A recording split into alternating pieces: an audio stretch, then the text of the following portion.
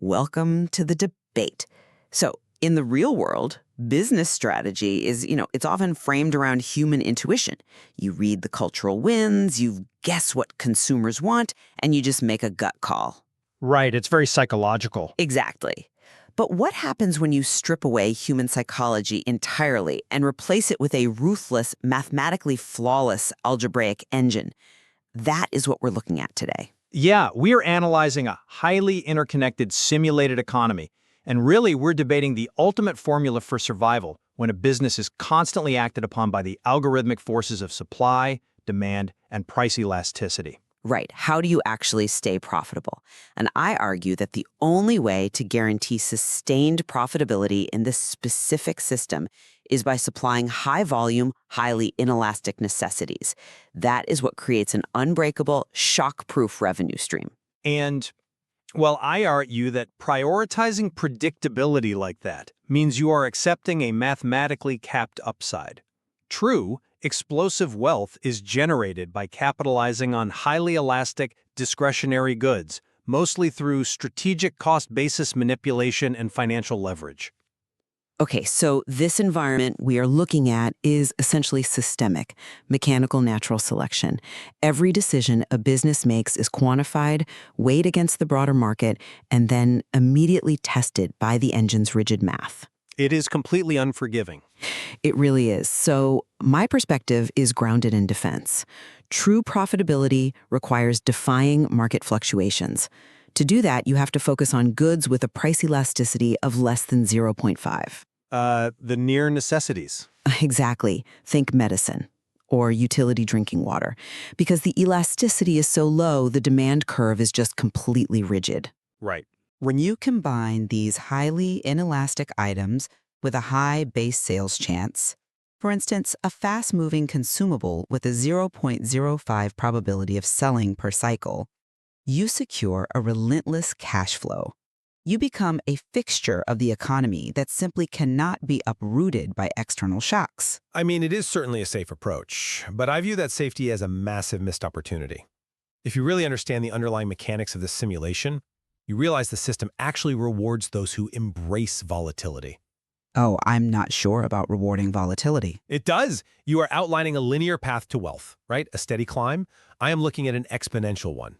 Highly elastic goods. Items with an elasticity greater than 1.5, like luxury cars, recreational boats, high-end fashion, they are exquisitely sensitive to price. Which is exactly why they're dangerous. Well, a traditional operator sees that sensitivity as a risk. A sophisticated operator sees it as a coiled spring. By utilizing strategic cost-basis accounting and leveraging city-provided production subsidies, you can artificially depress your internal costs. Okay, but you still have to sell them. Right. But once you do that cost depression, you offer a slight retail discount on a highly elastic good, and the math doesn't just bump your sales. It triggers a localized demand vortex that completely dwarfs the slow and steady approach. I mean, I see the mathematical appeal of explosive growth, obviously. But let's dive into the reality of what those inelastic goods actually do for a business in this engine. Let's isolate the community pharmacy mechanic. Okay, yeah, the pharmacy. The source material outlines that medicine has an elasticity of exactly 0.25 and a base sale chance of 0.05. That specific combination is basically the holy grail of retail mechanics. It's very consistent, yes? It's more than consistent. An elasticity of 0.25 means the consumer is, for all intents and purposes, a hostage to the math. Even if you list that medicine at a premium, pushing the price well above the global average, the algorithm still essentially forces the transaction to occur. Sure, the system makes them buy it. Right. So predictability isn't just a defensive choice. It is the ultimate form of profitability, because you are collecting a toll on the very existence of the consumer base. Why would I chase volatile luxury markets when I can practically mandate my own revenue? Well, because that mandate leaves an enormous amount of money on the table. I mean, your predictability completely ignores the power of consumer surplus and cost-basis manipulation. The real money in this engine isn't actually in selling goods. Wait, what do you mean it's not in selling goods? It's in manipulating how the engine calculates the value of those goods. This brings us to the recursive weighted moving average, or WMA, which is the ledger the game uses to track your inventory costs. Wait. Stop right there for a second. Let's act as a proxy for the audience here, because WMA can quickly turn into a textbook lecture. Fair enough. When you look at the raw formula for WMA in the source material, it's just a wall of algebra. So explain what this actually does conceptually without all the equations. Absolutely. Okay, so think of your inventory cost like mixing paint in a giant vat. If you have a massive bucket of expensive red paint, that's your existing old inventory, and you start mixing in tiny drops of heavily subsidized, extremely cheap red paint, the overall shade of the entire vat changes slightly. Okay, I follow that. Right, because the engine doesn't track each item individually. It recursively blends your new, cheaper production costs into your entire existing stockpile. So as you produce cheaper units, you are slowly dragging down the average cost of everything sitting in your warehouse. Okay, so every new, cheaper unit dilutes the cost of the older, more expensive units. Precisely. And here is where the manipulation really comes in. The 4.75% Citibank production subsidy. When you operate your factories inside a specific city tier, the engine's banking system effectively refunds you 4.75% of your batch production cost. So let me clarify this. You aren't just getting a rebate check in the mail to pad your cash reserves. You're effectively tricking the game's accounting system into logging that your product is inherently cheaper to make than it actually is. Yes, exactly. My WMA cost is artificially depressed below the broader market's natural cost. The engine thinks my inventory is incredibly cheap. Oh, wow. Okay. So, if I am producing luxury cars with an elasticity of 1.5, I can list my entire inventory at 5% below the standard market rate. To my competitors, it looks like I'm taking a massive loss, but because my WMA is subsidized, I am still maintaining a huge profit margin. And that triggers the elasticity algorithm. Right, because the item is highly elastic, that 5% artificial price drop triggers an exponential reaction in the demand algorithm. I'm not waiting for 5% of customers to slowly walk through the door, like your pharmacy. I am magnetically pulling every luxury buyer in the simulation to my lot. The math heavily rewards this kind of systemic manipulation over time. Okay, I understand how the subsidy dilutes the cost basis in theory, but frankly, it sounds like a house of cards when you look at the broader mechanics. You are entirely ignoring the heaviest anchor in the game's economic engine, Which is? the CapEx amortization trap. Relying on low-volume, elastic goods to pay off massive factory startup costs is like trying to pay off a 30-year mortgage by hosting a neighborhood bake sale once a year. A neighborhood bake sale? I think that's a bit of an exaggeration. No, mathematically it is. We need to look at why the system handles startup costs the way it does. Capital expenditure isn't just a sunk cost you wave away. It is mathematically amortized over exactly 10,000 units. Right, the 10K rule. Yeah. The engine literally takes your initial factory or retail cost and spreads it evenly across the first 10,000 items you produce. This isn't just an accounting quirk. It's a deliberate anti-spam mechanism. It's a blood oath the simulation demands to punish players who constantly switch industries. Sure, you have to commit. Exactly. If you build a factory, the engine demands you run it for 10,000 cycles to clear your debt. Now, if I am running that pharmacy, producing fast-moving necessities with a 0.05 sale chance, I am burning through those 10,000 units incredibly quickly. My effective cost basis drops dramatically very early in the business lifecycle. I clear the hurdle, and then it's pure profit. But the margins on each of those individual bandages or bottles of water are relatively thin. You have to sell mountains of them to see real wealth. But those sales are guaranteed. Now compare that to the reality of your luxury car strategy. Let's look at the auto dealership mechanics. It costs $180,000 just to start the building. True. It's a steep upfront cost. Right. And you are selling a standard car with a highly elastic rating of 1.5, sure, but its base sale chance is abysmal. It is 0.0008 per cycle. You are trying to amortize a massive $180,000 CapEx burden across 10,000 units of a product that sells at a microscopic rate. Yes, It takes time. It takes an eternity. That leaves your business carrying a suffocating cost basis for ages. Every single car you sell for months, maybe years, is weighed down by that CapEx penalty. You can't offer that magical 5% discount to trigger your demand vortex because your WMA is inherently bloated by unamortized startup costs. Your mixing vat of paint is starting with $180,000 of incredibly expensive debt. Okay, the CapEx burden is real. I won't deny that at all. A 0.0008 sale chance means those cars are going to sit on the lot collecting dust for thousands of cycles. Exactly. But you are assuming the business is operating in a vacuum, relying solely on retail cash flow to survive that amortization period. Sophisticated businesses in this simulation don't just sit there and wait out cash flow valleys. They financialize them. Financialize them? Yes, the source material provides a massive counterbalance to slow-moving inventory, and that is the brokerage firm mechanics. Ah. You're throwing around the term financialize as if taking on massive debt is a feature, not a bug. It is absolutely a feature. A business dealing in highly elastic goods doesn't need to panic about a slow turnover rate because they can interact with the brokerage firm to raise massive capital. And how does the brokerage firm value your company for an initial public offering? It looks at your assets. Right. It's not a multiple of your daily retail cash flow. It's based on your total net asset value, your NAV. And crucially, your NAV includes your highly valued unsold inventory. Okay, so the car is just sitting there? Yes, if I am sitting on a massive stockpile of luxury goods waiting for my WMA to optimize and my CapEx to slowly bleed off, my company's valuation is actually sky high. To the bank, those unsold cars are solid assets. Right. So I can issue shares, I can raise millions in seed capital, or I can take out margin loans against those physical assets to bridge the gap. I honestly do not care that the car takes 1,000 cycles to sell because the financial sector is funding my daily operations based on the sheer asset value sitting on my lot.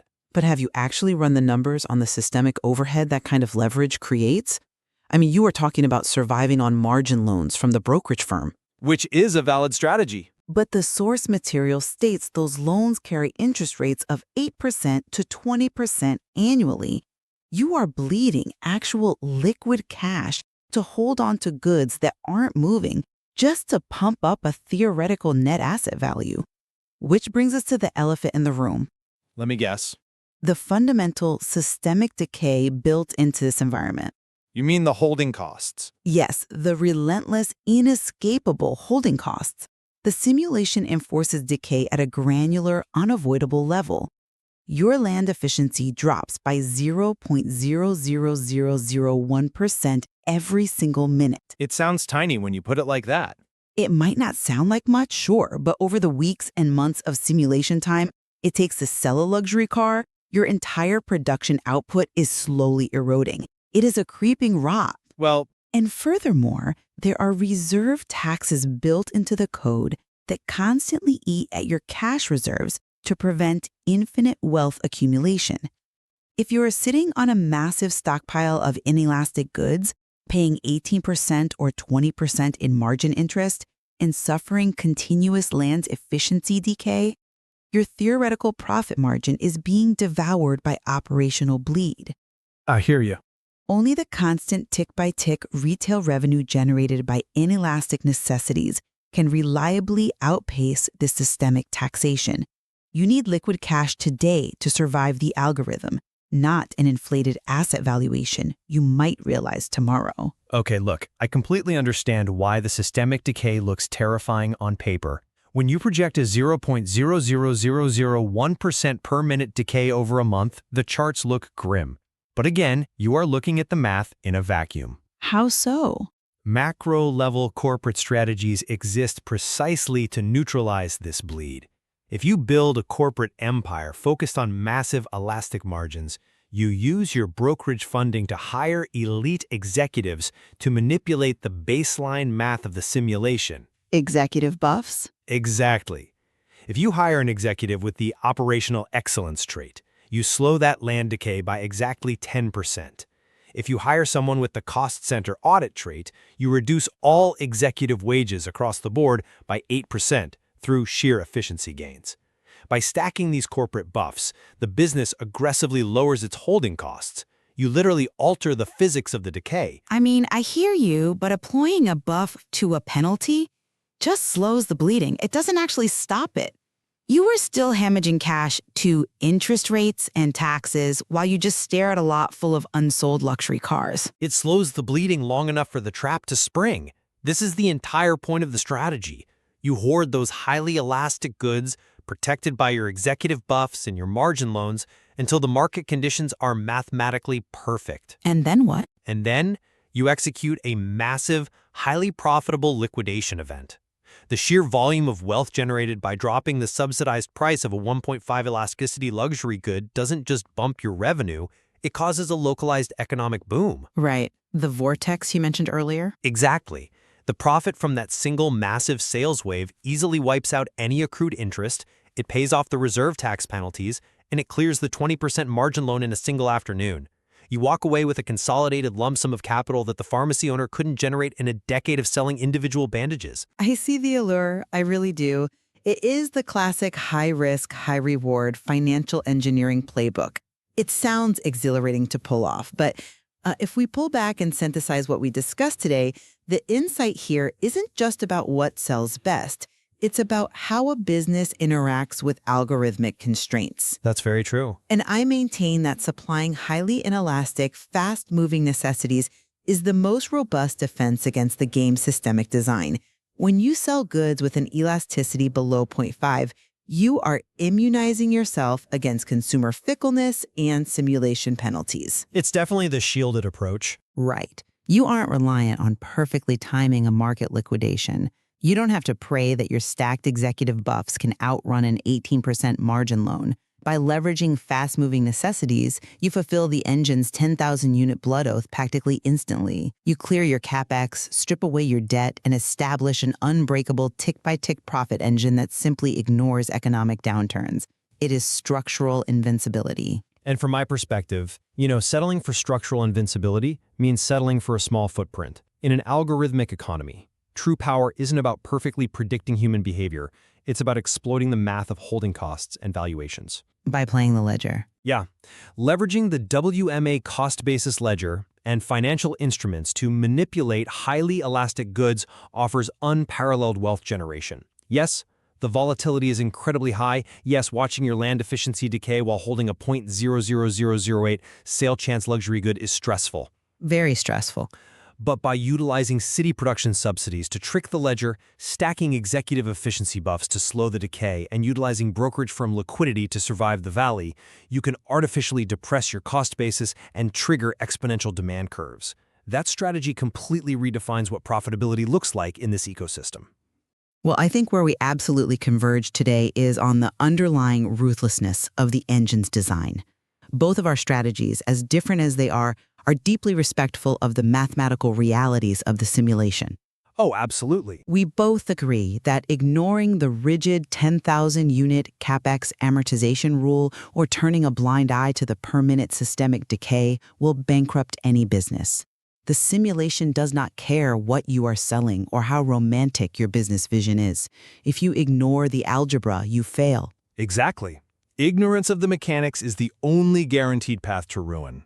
What I find so fascinating about this source material is how it rewards looking at profitability through entirely different lenses. Yes. You're looking at the economy through a microeconomic lens, obsessing over unit elasticity, base sale chance, and the transactional security of every single customer. And I am looking at it through a macroeconomic lens, utilizing financial leverage, cost basis accounting, and corporate-level buffs to bend the rules of the system itself. It really highlights how the material offers deep, overlapping systems.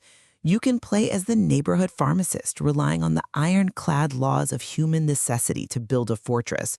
Or you can play as the financialized luxury baron, walking a tightrope of massive debt and exponential demand spikes to build an empire. They are completely different games happening in the same universe. Right. Both are valid, credible paths explicitly built into the algebraic mechanics of supply and demand. It just depends on whether you want to sleep soundly at night or if you want to eventually buy the bank that holds your loans. That is a perfect way to put it. Well, we'll leave it entirely up to you, the listener, to decide which path to profitability you would pursue in this dynamic market. Do you want to be the steady, unstoppable tide, or do you want to engineer the tsunami? Thank you for joining us.